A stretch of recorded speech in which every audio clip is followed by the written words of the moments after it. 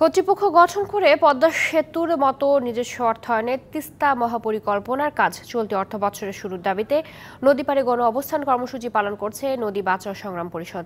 এ বিষয়ে আরো জানাতে রংপুরের পীরগাছা থেকে যুক্ত হচ্ছেন সহকর্মী মাজেদ মাসুদ। কথা বলবো তার সাথে।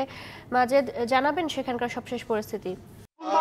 চৈতি, আপনি নিশ্চয়ই জানেন যে দীর্ঘ সময় ধরে তিস্তা বাঁচাও নদী বাঁচাও সংগ্রাম পরিষদ তারা কিন্তু তিস্তা মহাপরিকল্পনা বাস্তবায়নের জন্য তারা দাবি জানিয়ে আসছে এবং এরই ফলশ্রুতিতে আমরা দেখেছি 2019 সালে মাননীয় প্রধানমন্ত্রী যখন রংপুরের জনসভায় এসেছিলেন তখন কিন্তু তিনি প্রতিশ্রুতিও দিয়েছিলেন যে তিস্তা মহাপরিকল্পনা বাস্তবায়ন করবেন। টানা চতুর্থবার ক্ষমতায় আসার পরে পরপর দুবার তিনি দুই দফা ভারত ভ্রমণ করেছেন, সেখানেও তিস্তা নিয়ে কথা হয়েছে।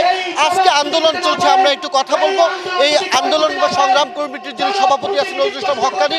আপনার কাছে জানতে চাই কেন এই অবস্থান কর্মসূচি, কতটি স্পটে চলছে এবং এখান থেকে কি দাবি আপনাদের?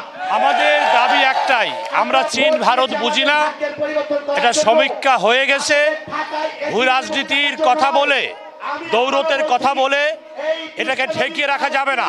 তাই আজকে আমরা তিস্তা বাঁচাও থেকে তিস্তার দুই তীরে 100টি পয়েন্টে এরকম গণ অবস্থান কর্মসূচি করছি। আমাদের দাবি এই নিজের টাকায় তিস্তা মহাপরিকল্পনার কাজ শুরু করতে হবে। প্রতি বছরে যে 1 লক্ষ কোটি টাকার সম্পদ বিনষ্ট হয় সেই সম্পদ রক্ষা করতে হবে, মানুষের জীবন রক্ষা করতে হবে। এই অঞ্চল বৈষম্যে থাকতে চায় না।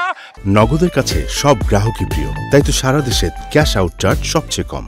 বৈষম্যপ্রীত রংপুর অঞ্চলের উন্নয়নের স্বার্থে মাননীয় প্রধানমন্ত্রী আগামী সংবাদ সম্মেলনে এই কথা বলবেন।